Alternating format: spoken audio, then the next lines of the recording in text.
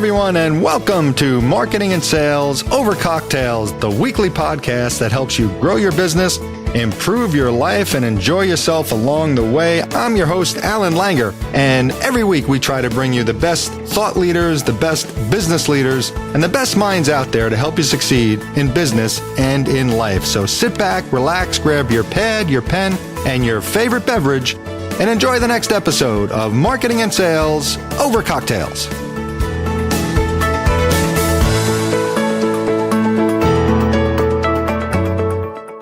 Hello, everyone, and welcome back to another episode of Marketing and Sales Over Cocktails. This is your host, Alan Langer, and I've got a great guest tonight. I've got TRACY LAMOURIE coming up in a few minutes. She's got her drink ready to go. She's got one of my favorite drinks. I wish I was having one of those right now, but I'll tell you that in a second. But before we get into anything, I have to announce, TRACY, you are the award winner. This is episode number 50 for me. Half a century, and you are the lucky number 50. Thank you. Very excited. I never thought never thought I'd get to 50 episodes, and here we are flying along, and it's been such a blast. Thank you, everyone, who's been listening and commenting and leaving reviews. I really have enjoyed it and appreciate all of you out there, so thank you for that. So this is episode 50, and as you always know, I start with, this is the website, marketingandsalespodcast.com. Go there and send me a question. There's a little button at the top that says Ask Alan. If you send me a question and I read it on the air, you get a free signed copy of my book. And we've got a really cool question coming up from a lady in Saratoga, New York, one of my favorite spots on earth with the horse track up there. So we'll get to Missy's question later on. But first, without any further delay, TRACY LAMOURIE, how are you tonight? Thank you for joining me on the show. Hi there. I am very, very good. Thank you so much for having me. Congratulations on that big 5-0. The big 5-0. It's very exciting. So thank you for that. Thank you for being here to celebrate with me. And so I'm going to, TRACY, I could probably spend 20 minutes actually talking about TRACY's bio. She's so accomplished. Yeah, but let's not do that. But I'm going to do a couple of things that people need to know. So TRACY, she's an author of a book called Get Ripped, Build Your Brand with Effective Public and Media Relations. She is a public and media relations guru. That's what she does. And she's also an award-winning publicist, founder and managing director of Lamourie Media. And this is cool. Universal Women's Network 2020 Women of Inspiration winner for the Women in Media. So congratulations to that. Again, I've got about 3 more paragraphs, but I'm going to let you talk about yourself a little bit. So all kinds of crap in there, but it's all true. But yeah. Well, so thank you so on much your for having success. me. And I love to come on and I speak across industries to entrepreneurs and small business people, but I also have been of late speaking a lot to sales and marketing people. So a lot of them don't know about PR, which I like to call like a cousin, especially in this new sales and marketing, especially in this new environment where we have all these cross platforms that marketing people are using, but PR people are also using. And there's a whole bunch of tools too that sales and marketing people don't know that they could use to build their own brand, and then that they could also use as kind of, I always say tools from the publicist tool belt to help them serve their clients too. Some little additional PR tricks they might be able to insert here and there in marketing. But also, again, just across industry, speaking to anybody in business, any entrepreneur, any executive, anybody with any kind of expertise really about how to build their brand, their own personal brand, and get themselves into media, build themselves as a thought leader, get those awards, get on those stages, that kind of thing. Well, talk or speak a little bit about too when people talk about publicity today, they don't really talk about public relations or PR. They talk about marketing. They talk about social media. You don't really hear about PR agencies that often. Talk about why there's a disconnect and how important PR is to marketing and sales and really, businesses in general. Absolutely. So I've realized this recently because I've been speaking to so many entrepreneurs and also just in, business, I've known this for a while, the ones that I meet. I would say 80 to 90% strong of entrepreneurs across industry do not think at all, like you said, about PR at all. However, that's a huge disconnect and to their disadvantage because every single corporation, there's not, at least when you get to a certain level where you're big enough, there's not one that doesn't have a communications department. And that is essentially their PR, their publicity department, their communications department. So right there, even just on that level, you can see how the little guy is at a disadvantage, because it's like he doesn't have a whole, you can't always have a whole department, obviously, but you can definitely have a strategist or speak to a consultant sometime, or have a publicist on your team for a month. Have a different, to help you build your brand and build you that stage that you can then develop from.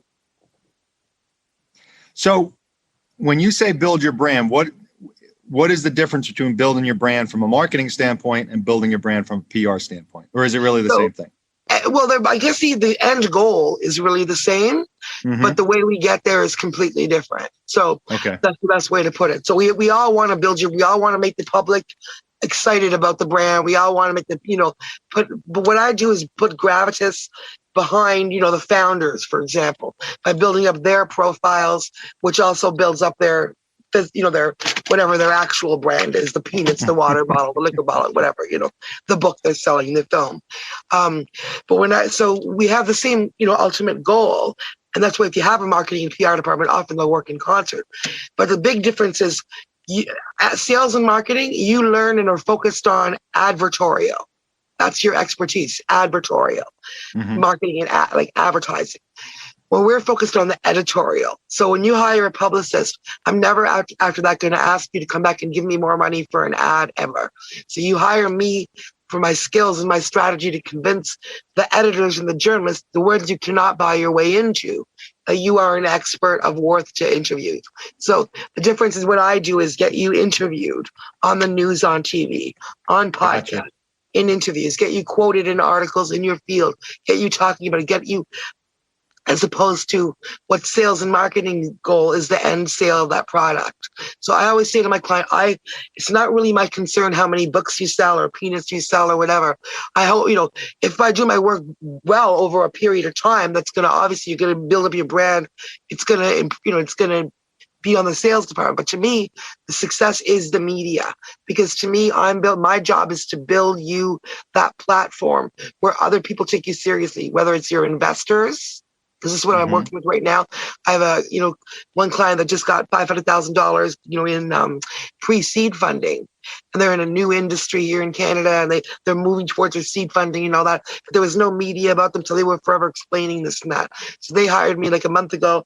I got them 2 big articles profiling the founder. And first thing she said is, "Yeah, you're putting all this gravitas behind me. People are reaching out to me." They're in the investor phase right now. They're not even looking for customers, right? People are reaching out to me who I haven't talked to in years. People are taking us seriously. Yesterday, she said, "You're actually changing our business." People are taking us more seriously. And then today I got them featured in a major industry publication. It's the feature story in that industry publication about that funding. And that's not an ad. You couldn't, you can go buy an ad about that. It's not the same thing. It's not the same thing at all, yeah. Out of the magazine. This is our Canadian industry magazine for this, that reaches all the investors, that reaches all those people. And right now it's the feature story, a big profile of her that I wrote. Wow. See what I mean? So that's the difference in but normally it would not be something you wrote, because I'm a publicist and I'm also a journalist. I have a relationship with that editor, so he puts it in as an article pretty much, right? Normally the difference between editorial and advertorial is what you give them. Advertorial is what you give them, you pay them, and they put your ad in. Editorial is that skilled thing where you're, and think about the difference in the credibility, right? When you're the one being interviewed, and then when you go to clients are looking for you, and they look at what, you're a real estate agent, for example. They look at one real estate agent and the next, an industry that's really hard to differentiate yourself in. They all buy $1 million in ads. But they all say the same. They all look the same on their websites. But you're going to try to find your agent. One of them has 3 articles he's profiled in saying, "Hey, the top agent in the town." The other, and those cannot be bought. Those are, editorial, being quoted here and there. He's quoted in Reader's Digest, because that's how I'm going to answer some of those little, and tell you some tricks on how you listener can get quoted in major mainstream media. But it's not impossible. It's, just some little skill. There's avenues you can do it, and then it just takes the skill to frame yourself and to know how to do it. And that's where the difference between the editorial and the advertorial comes in. It's hard for entrepreneurs to get their head around sometimes. Yeah, and it's a brilliant description. And I think most businesses and especially small businesses, don't even go down that road as a thought process. But before I actually continue on that, I totally forgot. What are you drinking? We totally forgot to cheers. This is marketing and sales over cocktails. What do you got there? We got all excited about the marketing and sales part. So this has vodka, grapefruit juice. I should say grapefruit cocktail, actually. Okay. And cherries in it. Actual real cherries. Well, I just have a boring Cabernet, but virtual cheers to the camera. There you go. Thank you, Tracy, for being on the show. I appreciate it. I thought I'd make it special. That's awesome. So I love what you said there about, for me, one of the things I train is becoming not only the authority and the expert in what you do, but even if you're not the expert, to have the perception that you are. And that's where I think someone like you and the proper PR can actually help with that, where you're building a foundation of really credibility.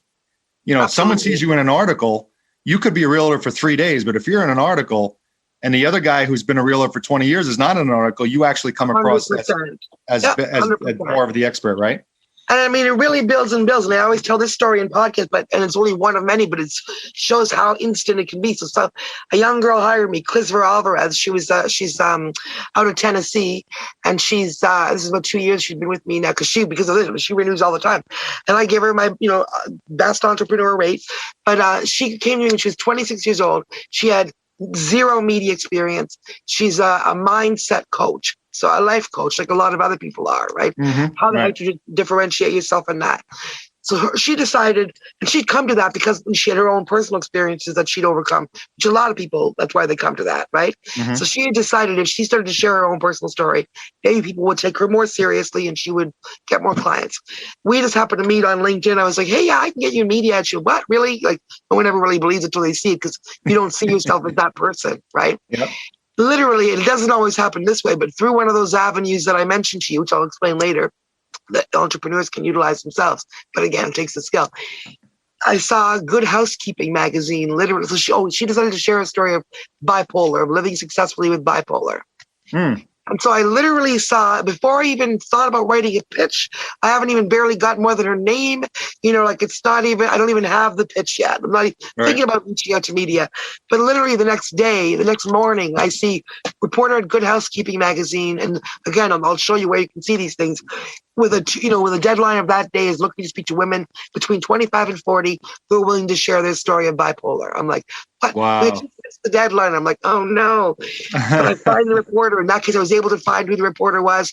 I go to her site. She's, all supportive of women. So I'm like, man, I'm so glad I found her. I'm so sorry, it's 2 minutes past your deadline, but I've got this girl who's just started sharing her story, so she can reach people. Please interview her. Anyway, Good Housekeeping interviewed her. They loved her. They tell me they're not only putting her in the May edition, but in the print edition. So her first thing out of the gate is not only in a magazine, but it's in a print magazine that you literally see at the drugstore checkout. I am not my mental illness on the cover. Wow. For the last year, we've been using that. Like I can't even count how much more media she's got since then. Wow. Based on that alone. And that's literally, and I don't even know, I don't ask how many sales she's got because that's not usually my business. Maybe she just don't bother. I'm on to the next media thing, but I know she keeps on hiring me. So obviously, it's obviously working. Yeah. And that's just one of many. There's another one where I pitched somebody, to CFRB or Toronto, Canada's biggest talk radio. And that's a population of, 7 million, 6 million, whatever it is, 4 million. Biggest talk radio station. This person, I pitched them. And again, think about it. If you know marketing, you know how much a 30-second ad or a 1-minute ad is in a market like that. I don't even know. You know better than me. A lot. But I get her a 1 hour interview with the host. So for 45 minutes, her and the host are just chatting away about her business and what she does, and people are calling in. So she literally has basically an hour free ad in this giant market. Wow. Based on, because she hired me for 3 months. The other day I was like, oh, gee, I want to go look and see, I'm trying to remember that client's name from years ago. I'd moved on and, was doing other stuff. I went and looked her up. She's still on. Every year they have her back. No kidding. That's great. And that's from literally hiring a publicist for 3 months. That's one pitch I did in 2 minutes. So there's opportunities out there. Media is looking for, but you have to know how to present the opportunity. You have to understand you're not buying an ad. You are not selling something. You're giving them good content. So you have to really understand their audience, what their content would normally be. And that's where it's a completely different mindset, than sales and marketing. But if you can get your head around the difference, then somebody in sales and marketing, I started in telemarketing when I was in my 20s, right? Somebody in with that kind of, if you're in sales, you're a good PR is communications and contacts, a lot like sales, right? So actually they're very much related. It's just that, and the goals are the same. It's just the different tools that we use, and we use media and you use, advertising to get to that person. What you're saying is so true. And so many people, especially young entrepreneurs, struggle with the fact that putting out content and valuable insight is more important than pitching yourself. No one wants to hear you pitching yourself. So when I do some training, I'm like, all right, we got to do a long play, a strategic thing on LinkedIn where we're putting out content 2 or 3 times a week. And all you're doing is giving tips. You're just telling people, you're giving them help. And they're like, I don't want to give away my tips. I'm like, trust me, you do, because no one can do what you do. And therefore, when they're ready to do what you do, they're going to hire you because you're the one that's helping them along the way. And I think what you're talking about is exactly the same thing. They're looking for that expert to give them, something that's like, wow, that's really a helpful tip. And then they see it again, or they remember it, and then they contact you when they need you. That's the thing. And I'm going to give people here, I'm going to give you one of the things people would say, no, don't tell them that, because then entrepreneurs can go, they won't hire you. No, because I'm going to tell you, it takes more than, you can also take these tools. And if you don't understand what I'm saying, you can come back and be like, I don't know what that girl was talking about. It's useless. I sat here and did 10 pitches and I didn't get nothing. It's stupid, Right. Right. And I could do 10 pitches and maybe I won't get nothing either, but it's a numbers game too. If I do 20, I'm going to get 3, and they're going to be Reader's Digest, Oprah, the list. You know what I mean? Right. And nothing's wasted, because if they don't choose you, you use it for a blog later, or you use that for whatever, right? But so there's a skill to it too. It's not just pointing at that. I can see what the mechanic is doing, and he can show me all his tools. But I may not, and I might be just as good as him. I learned this without going to school. So don't ever, DIY can do a lot. If you've got the time, you got the brain for it. I don't mean if you're smart. I mean, if you got the kind, if you can get your head around this kind of thinking as opposed to that kind of thinking, right? And then you got the time to invest in it and all that stuff. You can, there's a lot of it you can do yourself. It's not all rocket science. For people like me, for communicators, it's easy. But it's also I can mow the lawn myself too, but I don't, I'm not going to do it as well as the other guy. I'd rather just pay him to do it once I'm able to do that. If I'm not able to do that, I'll do it myself when I'm doing everything, But once you're at the point where, I don't worry about that. I like to educate people. And I think it just gives once you even know those things are available, unless you want to spend all your time, most entrepreneurs I know are as busy as I am, and they don't have another 3 hours to put aside to monitor all these things. And but if you have a publicist doing it, it's 2 minutes for you. I've looked through them. I tell you, hey, look, here you go. Boom, Alan. Here you go. Answer this, answer this, answer this. There you go. You got an interview. Boom. You're available at 2. Okay. 10-minute call, and you're not looking for these things. You're just going, wow, another article about me. I like it. That's how people react. So let's talk about some of these tips that you want to give people. What do you got there for us? Sure. Okay. So one of them was, because I know you have a question. Wait, stop there for a second. Stop there for a second. For those of you who are listening and not watching, when I said give us something, she actually did one of the put her hands together and she flexed her knuckles. Did I really? I didn't ready to go. I'm ready for you. She's ready. She flexed those knuckles. All right. I didn't even notice that. All right, fire away. For you. So one of them is, okay, so first, the number one tip, though, is get your head around that editorial before you do anything. Like I say in my book, if you want to reach out to media and you're ready to reach out to media, what's the first step? The first step is stop. Don't reach out to media. That's the first step. The second step, because we want to, you have limited, there's a million opportunities in the world. Say you're reaching out in your local town. There's only one TV station. There's only one or a couple, but you don't want to, have those editors decide that you're just giving them crap and you don't understand them right off the top. So make sure before you reach out that you, again, understand who they are, what kind of content they provide. And then really edit yourself. Is this advertorial? is this editorial. Anything that you might want to make an ad about is chances are that it's not going to be on the news. Also, most of the stories you're thinking of, even if it's the greatest thing since sliced bread, are probably not news stories in terms of the 20-minute news. They may be, in section 8, it's the A section of the newspaper, section 12 or 13, where you get to the lifestyle or whatever. So understand where that's where you would expect to see your kind of story. Aim it at that. Don't be aiming it at, thinking you're going to be in the 20-second newsroom and tell them about the new carpet cleaning. I've literally seen someone try to send like my carpet cleaning sale as a press release to a newsroom. Like, honestly, right? They didn't understand the difference. They were like, oh, just write up a thing and tell them, no, it's... So, so the first thing is, and then secondly, understand your pitch.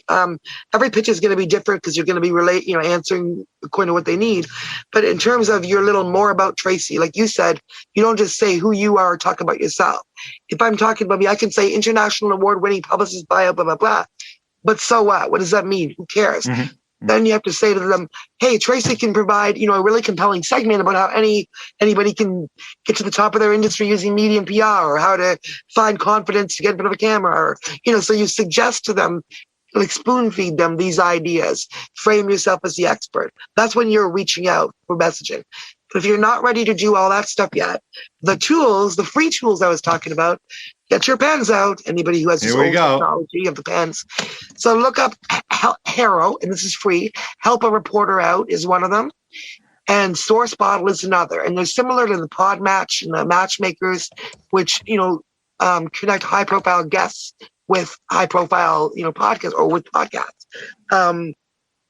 Only if you go to these, you'll see, and I was looking at one, you'll literally see, Oprah.com is looking for, I got a client, this is when I got a client in, for a hairstylist to comment on, and I don't remember what the story was, but I got my hairstylist client in Oprah.com. Commenting on the hair again. That's another big hit. Like these things resonate, and then they get customers of that for the next year.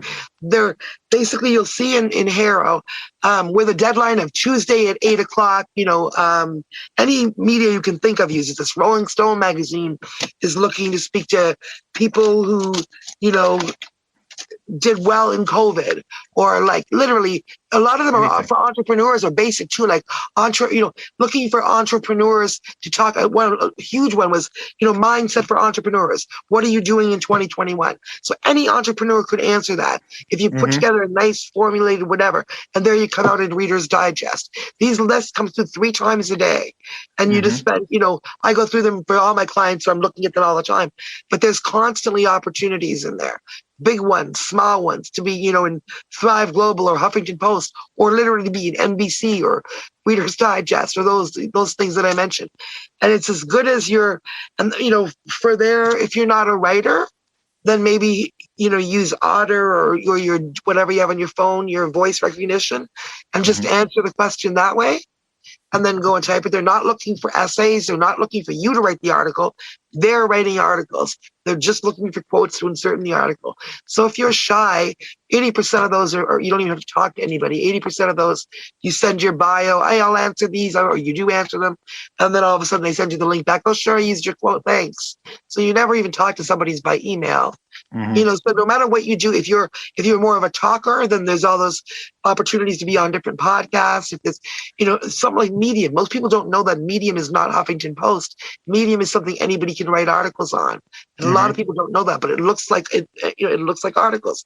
So if you're starting your thought leadership, go and do that first. Write down, and again, thought leadership, I'm not even crazy with that phrase, but you know what I mean when I say that, right? When people that are quoted everywhere, internationally quoted. So my clients hire me, and then 2 weeks later, we're saying they're internationally quoted because they are. Well, what I'm seeing, and I actually subscribe to Haro, and I don't use it nearly like I should, but if you get a quote in a story, and it's anything recognizable, you can then use that logo on your website. Well, that's the thing too. There's getting it, and it's not the end of it. Then you have to promote the heck out of it, right? So yeah, absolutely. My clients quoted, and then I take the picture and the headline. I'll do it a couple times. Obviously, put that link on there, and definitely put that, because number one, there's the SEO or whatever, whoever it comes up when your name is searched. Number one, there's whoever audience sees it there, wherever they're quoting. That's fine. But that's secondary to me. Number two is the SEO that's going to come up in your name as a third-party credibility later when your name is searched, right? Like, for example, there's something called billionsuccess.com. I don't know who the guy is. I just met him recently, somebody called Herbie that runs it. And it's a nice looking site. They profile entrepreneurs, look sharp. It's for free. You just got to answer like 10 questions, send them your picture.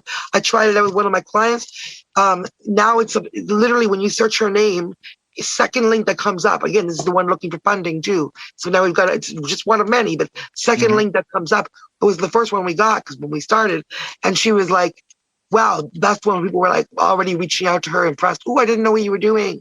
So that then, or if you put that on your page, and again, somebody's looking to compare you with the other guy, and these other people are saying things, other people are finding you worthy of being quoted, other people, that right there. So there's the initial audience that sees it. So then obviously it's great if it's NBC as opposed to something smaller.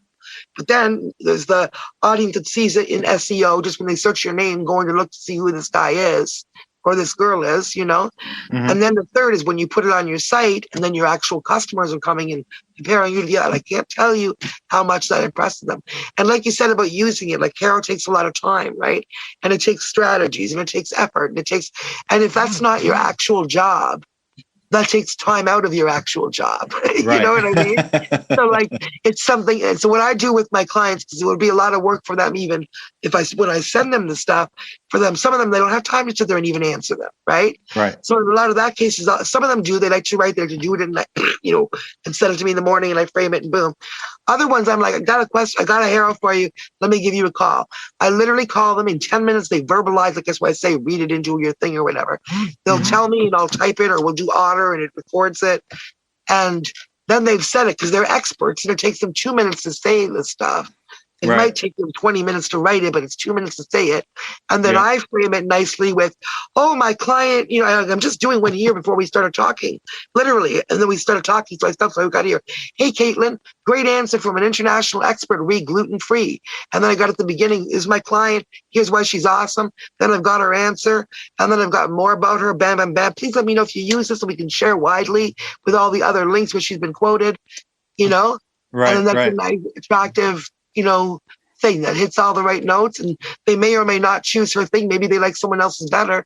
But if they like this, everything framed in it, if they like what she said, everything framed in it really boosts it. And it's like, ooh, credible expert. I want to put her in my article. And then they do.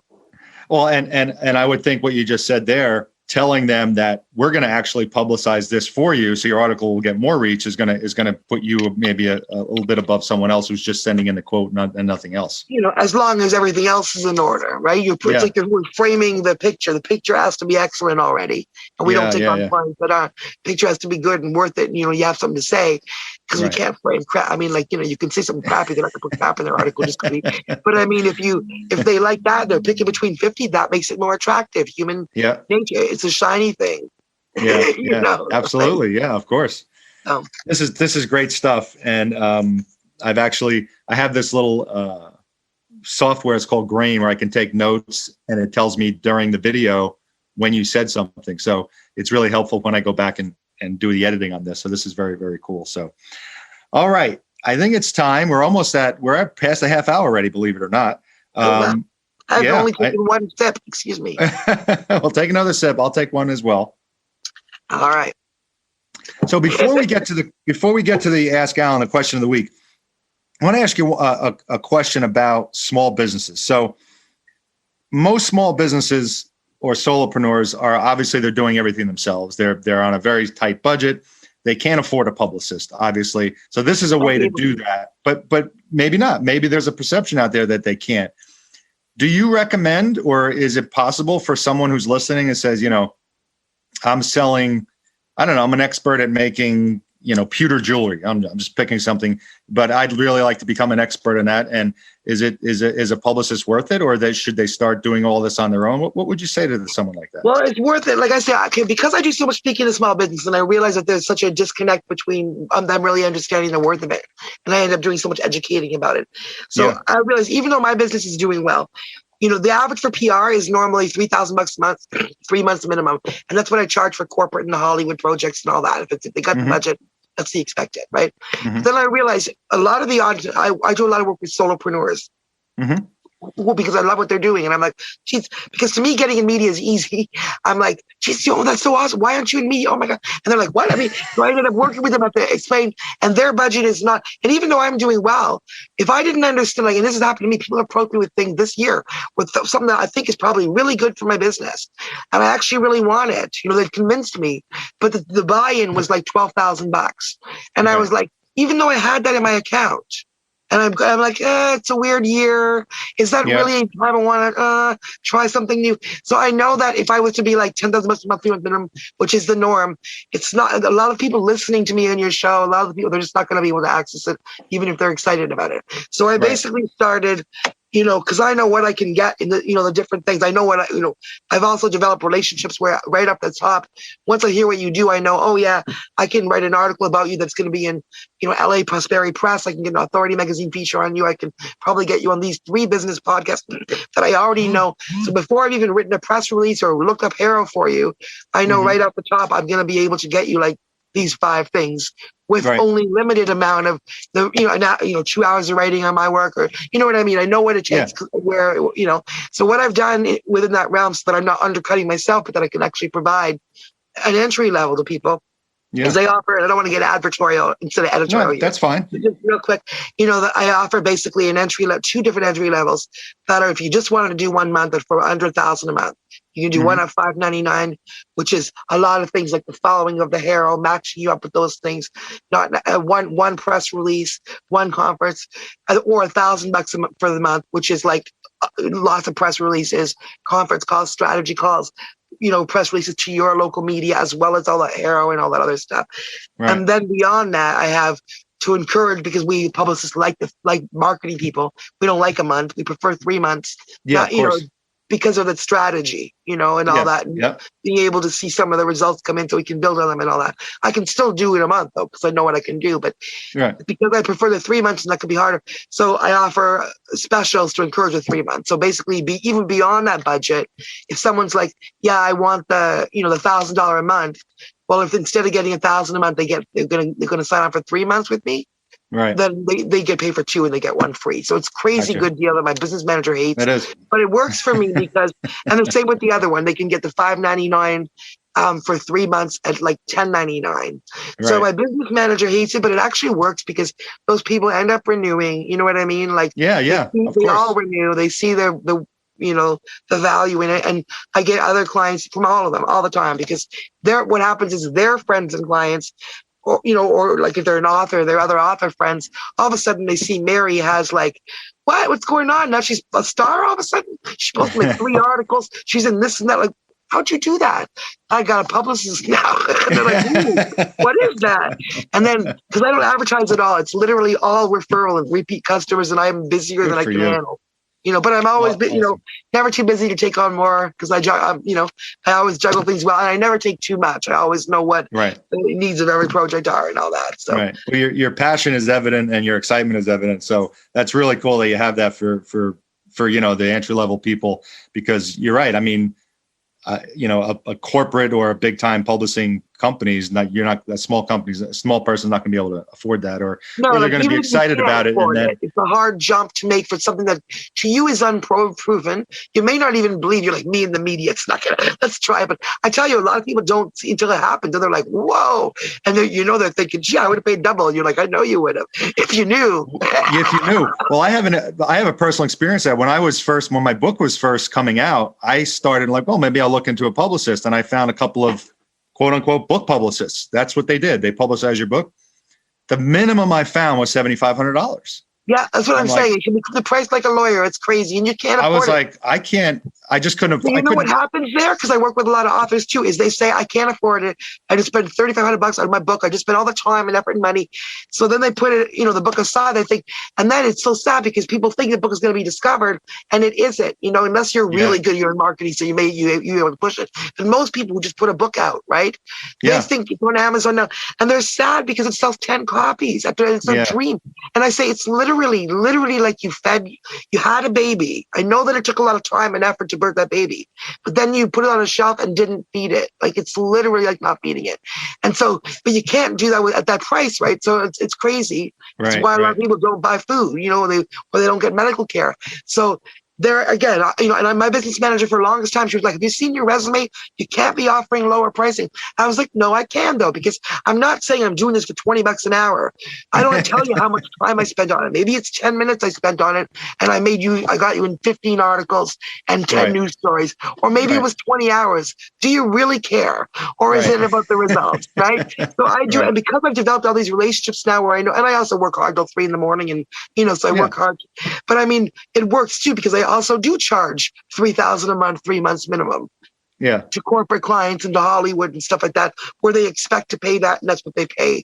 And my resume is better than who the people they're paying. So, sir, right? And that can help me supplement, because otherwise I'd be doing all this talking for nothing. I had all these people contacting me, and they literally don't have the means to do it, right? Yeah, absolutely. All right, it's time for the Ask Alan segment. And this is a great question that came in from Missy, Saratoga, New York. And Missy asks, and this is, I'm going to have Tracy answer Missy's question. She writes, besides social media and advertising, what are other avenues I can pursue for more exposure for my small business? Okay, speaking of small business, that's a great question, Missy. So, Tracy, how would you answer that? I think you answered a lot of it so far. First one, I really would encourage you to take a look and explore a little bit over there at the Haro, H-A-R-O, and Source Bottle, and get yourself a little familiar with that, and just see because it'll open your mind even as to the opportunities that are available, and even that entrepreneurs just don't see. Like, you're thinking about advertising, you're thinking about social media, but you're not thinking about media. And that will show you how many ordinary people and regular experts across fields are like actually in demand. So just do that first and check that out, and just, open your mind, and, that little elevator pitch that you know about yourself, kind of adapted to how would I be as a guest. So those are really good things. And actually think about getting yourself in that spotlight. Go to whatever you're an expert in, Matchmaker. These are some really good services that are either free or $10 or something. And a lot of new podcasters, really well-established podcasters across industries are looking for guests. So again, if you have like the little pitch and you are comfortable talking, then that's a really good avenue. If you're not, if you're more of a writer, again, things like Medium that we've covered earlier. But beyond that too, reach out, like your local weekly paper, for example, and if there's local community TV, they're actually mandated to cover what people in the community are doing. And just like your daily paper has an op-ed, the local weekly very often, like if you're a dentist, you'll see it often, when around Halloween, if you're a dentist, you'll suddenly see, sorry, it's hot, even though it's Canada, around Halloween, if you don't believe the lies, it's cold out there though. But if, around Halloween, if you're a dentist, you'll sometimes see in the paper, a local dentist will write an article about kids and candy or whatever. And then at the bottom, it's like, hey, doctor, whatever. It's a one-time article.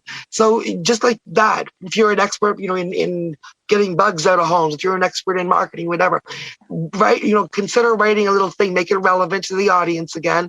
The only thing that's going to be about your company is going to be that little thing at the end, but that's all it takes. It's about you and building you as a brand, not about selling, what you're selling, because that's going to be a side effect of building your credibility. And also too, don't always just think about, selling your company and your brand, because even if that is your company, what if 5 years from now you sell that company and you're doing something totally different? So also think about yourself as the expert, and your company is what you're doing. Again, that's how I think of my clients, you're the company, and I know we're trying to promote the company, but really it's human communications based. We can't talk to a company. We can talk to a person. Right. The person is the passion. The person is the why. So, don't be afraid to put yourself out there, really. And a lot of it is just actually getting that confidence to not be like, well, but I'm just, why would they want to do me? Because you actually have a lot of knowledge that we don't have. And I honestly don't care what your business is. Even if you don't have a business, let's say people who mow lawns for a living, people who clean toilets at the hotel, they have knowledge from their job that we don't have. They have knowledge from around their stuff that we don't have. There's always a story. So learn to tell that story and those stories, and find those opportunities. And it could be intimidating. What story? But that's why you look at the Haro and all that and see where that could even give you ideas. What are they asking people in my field? That one reporter, even if you don't get that one, maybe you can write a blog, or that could be a germ of an idea that you might create a local press release with. Hey, we've noticed in the industry, I'm a banker, and we've noticed in the industry that, whatever. So it's about think about what you know, and that could be a topical press release, an ongoing story that you can add, like in the media, that like COVID or Black Lives Matter or something that's going to be continuing. I'm using those as obvious stories that are ongoing, right? Could be anything though. And you have something to contribute based on your expertise or based on your job or based on it hasn't been heard. You can put out a topical release. Here's what this expert, you're an expert based on your job or whatever, has to say about that. And if it's something new that can be, it's interesting to add to the conversation, they're always looking for new voices saying different things about an ongoing story that they keep talking about, right? Right. Awesome stuff. Awesome stuff. Well, TRACY LAMOURIE, this has been amazing. I wish we can keep talking, but podcasts have to end at some point. I talk too much. I'm sure there's a lot. You've been awesome, but you can probably finish enjoying your drink when we're done. So I always ask my guests at the very end, any last parting thoughts, any last pearls of wisdom you want to give to our audience, anything at all? How would you end tonight? I've got a good one. So we didn't get this far to only get this far. So I say that my career started, I have to say real quickly, is that, I learned how to write a press release to help get an innocent guy off of death row way before I was a publicist. He was released in 2017. And what got him through 25 years was saying never, never give up. And still it's difficult, because PTSD, have difficult times. We all have trauma. And what I say now is, we didn't get this far to only get this far. You didn't, and that's for everybody. So where you are right now is where you want to be, like you're getting the awards. And by the way, to the person who asked the question, getting yourself in the mix for awards is another really important thing that I wanted to say. There's a lot of awards in your industry and also just for women or whatever that you probably don't know about that you can get in the mix for, and that elevates you too. Sorry, wanted to tell that lady that because that's a big one.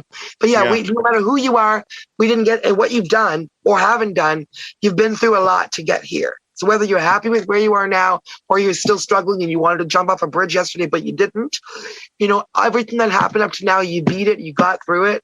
It's a hard year. People are like traumatized and they're losing their, online. So you didn't get this far to only get this far. Keep on going. And also really be nice to each other down there in America, you guys. Your neighbors up here are saying, please, I like to go down there right now. It's all looking scary and you're all mad and want to, woo. Yeah, I'm sure we don't look too good from other areas of the world, but hopefully it's going to get better. Get a little hard. Yeah, get back to talking about what you have in common. And we all remember that old song, I hope the Russians love their children too. Everyone loves their kids. Talk about the things that everyone agrees on. And then from there, think about going this way. I feel like everybody wants to go this way now. Everything's so polarized. But, I like to say, Rodney King it, everybody. Everyone, we all need to get along. So, TRACY, you've been awesome. That's what I want to leave everybody with. That's been amazing. Thank you very much, TRACY. This has been great. And for everyone watching, thank you for joining us for episode 50. I want to thank you all for being along for the ride. Let's hear cheers to the next 50 that are coming up. I want to thank TRACY for being here tonight. I want to thank everyone for joining me. And that is going to put a wrap on Marketing and Sales Over Cocktails. Remember, go to the website, marketingandsalespodcast.com. Send me a question. And just like Missy in Saratoga, New York, you will get a signed copy of my book for free. That's it for tonight. TRACY, thank you. Thank you, everybody. We'll see you again next time.